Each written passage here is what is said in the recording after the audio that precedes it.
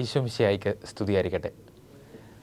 ക്രിസ്തുവിൽ എത്രയും സ്നേഹം നിറഞ്ഞ മാതാപിതാക്കന്മാരെ, സഹോദരി സഹോദരന്മാരെ, ഇന്ന് നാം ധ്യാന വിഷയമാർക്കുക വിശുദ്ധ മാർക്കോസ് എഴുതിയ സുവിശേഷം 8-ാം അധ്യായം 27 മുതൽ 35 വരെയുള്ള ഭാഗങ്ങളാണ്. വളരെ മനോഹരമായ ഒരു സുവിശേഷ ഭാഗമാണിത്. ഒരുപാട് വ്യാഖ്യാനങ്ങളും പഴയ നിയമവുമായിട്ട് വളരെയേറെ കണക്റ്റ് ചെയ്യാൻ പറ്റുന്ന വളരെ സുന്ദരമായൊരു സുവിശേഷം. 3 ഭാഗങ്ങളായിട്ട് വേണമെങ്കിൽ ഈ സുവിശേഷ ഭാഗത്ത് തിരിക്കാം. ഒന്നാമതായി, താൻ ആരെന്ന് കർത്താവ് തൻ്റെ ശിഷ്യരോട് ചോദിക്കുന്നൊരു ഭാഗം, കർത്താവിൻ്റെ ഐഡൻറ്റിറ്റിയെ പറ്റിയുള്ളൊരു ചോദ്യം. രണ്ടാമതായി, കർത്താവ് താൻ ആരാണെന്ന് മറ്റുള്ളവർക്ക് മുന്നിൽ വെളിവാക്കപ്പെടുന്ന ഭാഗം. മൂന്നാമതായി, കർത്താവിനെ പിന്തുടരുമെങ്കിൽ എന്ത് ചെയ്യണമെന്നുള്ള ഒരു ആഹ്വാനവും. ഈ സുവിശേഷം ആരംഭിക്കുക കെസറിയ ഫിലിപ്പിലൂടെ ശിഷ്യന്മാരും യേശുവും നടക്കുമ്പോഴാണ് ഇതിൻ്റെ തുടക്കം ആരംഭിക്കുന്നത്. നമുക്കറിയാം, കെസറിയ ഫിലിപ്പി എന്ന് പറയുന്നത് ഒരു വിജാതീയ പ്രദേശമാണ്. അന്യദേവന്മാരെ ആരാധിക്കുന്ന സ്ഥലമാണ്. ഒരുപാട് ആചാരങ്ങളും അനുഷ്ഠാനങ്ങളുമുള്ള വളരെ സുന്ദരമായൊരു പ്രദേശം. അതോടൊപ്പം തന്നെ റോമ സാമ്രാജ്യത്തിൻ്റെ ഏറ്റവും ശക്തമായ അധികാര കേന്ദ്രങ്ങളിൽ ഒന്നുകൂടിയാണ് ഈ കെസറിയ ഫിലിപ്പി എന്ന് പറയുന്നത്. എങ്ങനെയെങ്കിൽ എന്തുകൊണ്ടാണ് കർത്താവ് ഇവിടെ വെച്ച് തന്നെ അവരുടെ അപ്രകാരം ഒരു ചോദ്യം ചോദിക്കുന്നത്? ഈ സുവിശേഷ ഭാഗത്തിന് മുൻപ് നാം കണ്ടുമുട്ടുന്നുണ്ട് കർത്താവ് ഒരുപാട് അത്ഭുതങ്ങൾ പ്രവർത്തിക്കുന്നത്, അപ്പം വർദ്ധിപ്പിക്കുന്നതും ജലത്തിന്മേലുള്ള അത്ഭുതവും ഇതെല്ലാം നാം കണ്ടുമുട്ടിയിട്ടും കർത്താവ് തൻ്റെ ശിഷ്യരോട് ചോദിക്കുകയാണ്, ഞാൻ ആരെന്നാണ് ജനങ്ങൾ പറയുന്നത്, ഞാൻ ആരെന്നാണ് നിങ്ങൾ പറയുന്നത്?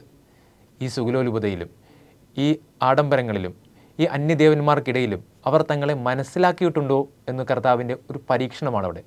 യഥാർത്ഥത്തിൽ പത്രോസ് വളരെ ഉചിതമായ മറുപടി പറഞ്ഞ് കർത്താവിൻ്റെ ആ പരീക്ഷയിൽ ഒന്നാമതായി മാറുന്നുണ്ട്. ഈ കാലഘട്ടത്തിലും ഈ സുഖത്തിൻ്റെയും സന്തോഷത്തിൻ്റെയും ആഹ്ലാദത്തിൻ്റെയും ഇടയിലും നാം നമ്മോട് ചോദിക്കേണ്ട ചോദ്യവും ഇതുതന്നെയാണ്. ക്രിസ്തു എനിക്ക് ആരാണ്? ക്രിസ്തു ആരെന്നാണ് ഞാൻ പറയാൻ ആഗ്രഹിക്കുന്നത്? ഈ ഹിമാലയത്തിലെ സന്യാസിമാരെ പറ്റി ഇപ്രകാരം കേട്ടിട്ടുണ്ട്. അവർ പ്രധാനമായും 2 ചോദ്യങ്ങളെ പറ്റിയാണ് ധ്യാനിക്കാറുള്ളതത്രേ. ഒന്നാമതായി, ഞാൻ ആരെന്ന് അവർ ധ്യാനിക്കുന്നു. രണ്ടാമതായി, എൻ്റെ ദൈവം ആരെന്ന് ധ്യാനിക്കുന്നു. ഈ 2 ചോദ്യങ്ങൾക്കും ഉത്തരം കിട്ടിക്കഴിയുമ്പോൾ എൻ്റെ ഒപ്പമുള്ളവരോട്, എൻ്റെ കൂടെയുള്ളവരോട് ഞാൻ എങ്ങനെയായിരിക്കണമെന്ന് ഉത്തരം ലഭിക്കുന്നു. ഇന്ന് പരിശുദ്ധ വ്യാകുല മാതാവിൻ്റെ തിരുനാളാണ് നാം ആഘോഷിക്കുക. 7 വ്യാകുലങ്ങളാണ് ആ പരിശുദ്ധ ഹൃദയത്തിലൂടെ കടന്നുപോയതായി നാം ധ്യാനിക്കുന്നത്. ഓർക്കുക, വേണമെങ്കിൽ അവൾക്ക് ആ വ്യാകുലങ്ങളെ എടുത്തു മാറ്റാവുന്നതേ ഉണ്ടായിരുന്നുള്ളൂ. പക്ഷേ അവൾ തൻ്റെ ഹൃദയത്തോട് വളരെ സന്തോഷത്തോടുകൂടി ആ സഹനങ്ങളെ ചേർത്ത് വെച്ചാണ് പറയപ്പെടുന്നത്. അവൾ വളരെ സന്തോഷത്തോടു കൂടി ആ 7 വ്യാകുലങ്ങളെയും തൻ്റെ ഹൃദയത്തോട് ചേർത്ത് വെച്ചു എന്നാണ് നാം വായിക്കുന്നത്. കാരണം അവൾക്കറിയാം, താൻ ഏറ്റെടുത്തിരിക്കുന്ന ദൗത്യത്തെ മനസ്സിലാക്കുവാനും തൻ്റെ ക്രിസ്തുവിനെ തിരിച്ചറിയുവാനും അതിനുവേണ്ടി പ്രയത്നിക്കുവാനും ആ വ്യാകുലങ്ങൾ അവളെ സഹായിക്കുന്നുവെന്ന് അവൾ കൃത്യമായി മനസ്സിലാക്കിയിരുന്നു. സ്നേഹം നിറഞ്ഞവരെ, ഈ സന്തോഷത്തിൻ്റെയും സുഖത്തിൻ്റെയും ഈ ലോകത്ത് നമ്മുടെ ജീവിതത്തിലും കുറച്ച് ബുദ്ധിമുട്ടുകളും തടസ്സങ്ങളുമൊക്കെ കടന്നു വരുമ്പോൾ അവയെ പാടെ തഴഞ്ഞു മാറ്റാതെ സന്തോഷപൂർവ്വം സ്വീകരിക്കാം. എന്നാൽ അത്തരമുള്ള ദുഃഖങ്ങളും വിഷമങ്ങളുമാണ് കർത്താവ് യഥാർത്ഥത്തിൽ ആരാണ് എൻ്റെ ക്രിസ്തു, ആരാണ് എൻ്റെ ദൈവം എന്ന് നമ്മെ തന്നെ ധ്യാനിക്കുവാനായി സഹായിക്കുന്നത്. സന്തോഷത്തിലും സുഖത്തിലും മാത്രം അഭിരമിച്ചു പോകാതെ യഥാർത്ഥത്തിൽ അതിനിടയിൽ എൻ്റെ ക്രിസ്തുവായിരുന്നുള്ള തിരിച്ചറിവിന് വേണ്ടി നമുക്ക് പരിശ്രമിക്കുകയും ചെയ്യാം. എന്നാൽ മാത്രമേ മുന്നോട്ടുള്ള യാത്രയിൽ നമുക്ക് യഥാർത്ഥ സന്തോഷവും സമാധാനവും മറിയം കണ്ടെത്തിയതുപോലെ നമുക്കും കണ്ടെത്താനാകൂ. ഇനി 2ാമത്തെ ഭാഗത്തിലേക്ക് കടക്കുമ്പോൾ ക്രിസ്തു ആരെന്ന് തന്നെ തന്നെ വെളിപ്പെടുത്തുകയാണ്. നമുക്കറിയാം, അവർ പ്രതീക്ഷിച്ചിരുന്ന ഒരു രാജാവ് അധികാരവും ചെങ്കോലും കിരീടവും രാജ്യങ്ങളൊക്കെ പിടിച്ചടക്കുന്ന ഒരു രാജാവായിട്ടായിരുന്നു അവൾ കണക്കാക്കിയിരുന്നത്. എന്നാൽ ക്രിസ്തു തന്നെ തന്നെ വെളിപ്പെടുത്തുക, ഞാൻ അപ്രകാരം ഒരു രാജാവല്ല, മറിച്ച് സഹനദാസനായിട്ടാണ് അവർ മുമ്പിൽ വെളിവാക്കപ്പെടുന്നത്. നമുക്കറിയാം, ഏശയ്യായുടെ പുസ്തകത്തിലാണ് ഈ സഹനദാസനെ പറ്റിയുള്ള കാഴ്ചപ്പാട് നാം യഥാർത്ഥത്തിൽ കുറച്ച് വിശാലമായ അർത്ഥത്തിൽ മനസ്സിലാക്കുന്നത്.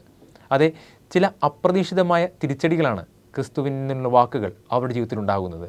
പക്ഷേ അപ്രതീക്ഷിതമായി നമ്മുടെ ജീവിതത്തിൽ കടന്നു വരുന്ന തിരിച്ചടികളെ ഭയപ്പെടേണ്ട, മറിച്ച് ക്രിസ്തുവിനോട് ചേർന്ന് നിന്നാൽ മതി എന്നൊരു ആഹ്വാനം കൂടി അതിനുള്ളിലുണ്ട്. നമുക്കറിയാം, നമ്മുടെ ജീവിതത്തിലും ഇപ്രകാരം പ്രതീക്ഷിക്കാത്ത രീതിയിലുള്ള തിരിച്ചടികളും അപ്രതീക്ഷിതമായ സംഭവങ്ങളുമൊക്കെ കടന്നു വരുമ്പോൾ നാം പലപ്പോഴും പതറിപ്പോകാറുണ്ട്. എന്നാൽ പതറേണ്ട ആവശ്യമില്ല, ക്രിസ്തു നമ്മുടെ കൂടെയുണ്ടെങ്കിൽ. ഹോജ കഥകളിൽ വളരെ മനോഹരമായൊരു കഥ ഇപ്രകാരമാണ്. ഹോജയും കഴുതയും കാട്ടിലൂടെ നടക്കുകയാണ്. നേരം ഇരുട്ടി, സന്ധ്യയായി. ഹോജയ്ക്കാണെങ്കിൽ രാത്രിയായാൽ ധിക്കറിയാനുള്ള കഴിവുമില്ല. ഇടയ്ക്ക് വെച്ച് വഴിതെറ്റിയെന്ന് മനസ്സിലായപ്പോൾ അയാൾ തൻ്റെ കഴുതയെ അടിക്കുകയും ശകാരിക്കുകയും ഒരുപാട് വഴക്കുകളും ചീത്തവാക്കുകളും ഒക്കെ പറയുന്നുണ്ട്. പക്ഷേ കഴുതയാകട്ടെ ഇയാൾ പറയുന്നതൊന്നും കേൾക്കാതെ അതിനിഷ്ടമുള്ള വഴിയിലൂടെ നടക്കുകയാണ്. ഇടയ്ക്ക് മുള്ളുകൾ കൊണ്ട് അയാളുടെ ദേഹം മുറിഞ്ഞു. പാത ദുഷ്കരമായിരുന്നു. ഒടുവിൽ എങ്ങനെയൊക്കെയോ അവസാനം വീട്ടിലെത്തിക്കഴിഞ്ഞപ്പോൾ ഭാര്യ ഹോജിയോട് ചോദിക്കുന്നുണ്ട്, രാത്രി ദിക്കറിയാത്ത നിങ്ങൾ എങ്ങനെയാണ് ഇത്ര കൃത്യമായി ഇവിടെ എത്തിച്ചേർന്നതെന്ന്. ഉടനെ തന്നെ ചിരിച്ചുകൊണ്ട് അയാൾ പറയുന്ന മറുപടി ഇപ്രകാരമാണ്, ഈ കഴുതക്ക് വഴിയേറിയില്ലെങ്കിലും ആ കഴുതക്ക് വഴിയേറിയാമായിരുന്നുവെന്ന്. സ്നേഹം നിറഞ്ഞവരെ, പലപ്പോഴും നാം ചില തീരുമാനങ്ങളും ചില ട്വിസ്റ്റും ടേൺസും യു ടേൺസും ഒക്കെ നമ്മുടെ ജീവിതത്തിൻ്റെ അപ്രതീക്ഷിത സമയത്ത് എടുക്കാൻ ശ്രമിക്കുന്നത് കൊണ്ടാണ് അത് വഴിതെറ്റി മറ്റു പലയിടത്തും ചെന്ന് അവസാനിക്കുന്നത്. മറിച്ച് നാം ദൈവത്തിന് വിട്ടുകൊടുത്താലോ ഉചിതമായ സ്ഥലത്ത് കൃത്യമായ സമയത്ത് കർത്താവ് നമ്മെ എത്തിച്ചേർത്തിരിക്കും. മോശയുടെ കാര്യത്തിൽ നമുക്ക് അപ്രകാരം വായിച്ചെടുക്കാം. ഒരു മരത്തിൻ്റെ വടിയാണ് ദൈവം അവന് ഉറപ്പായിട്ട് കൊടുക്കുന്നത്. ആ ഒരു വടിയുടെ ബലത്തിൽ അവൻ കയറിച്ചെല്ലാത്ത ഇടങ്ങളില്ല, സംസാരിക്കാത്ത വ്യക്തികളില്ല, പറയാത്ത മനുഷ്യരില്ല, അവനെ കേൾക്കാത്ത ആളുകളില്ല. സ്നേഹം നിറഞ്ഞവരെ, കർത്താവാകുന്ന ദണ്ടും വടിയും നമ്മുടെ കയ്യിലുള്ളപ്പോൾ പിന്നെ എന്തിനാണ് നാം ഭയപ്പെടേണ്ടത്? സങ്കീർത്തനം 23 വളരെ മനോഹരമായി ഇപ്രകാരം ഒരു വരിയുണ്ട്, മരണത്തിൻ്റെ ഇരുൾ വീണ താഴ്വരയിലൂടെയാണ് നടക്കുന്നതെങ്കിലും ഞാൻ ഭയപ്പെടുകയില്ല. ഓർക്കുക, ആ വരിയിൽ തന്നെയുണ്ട് അത് എത്രത്തോളം ഭയാനകരമാണെന്ന്.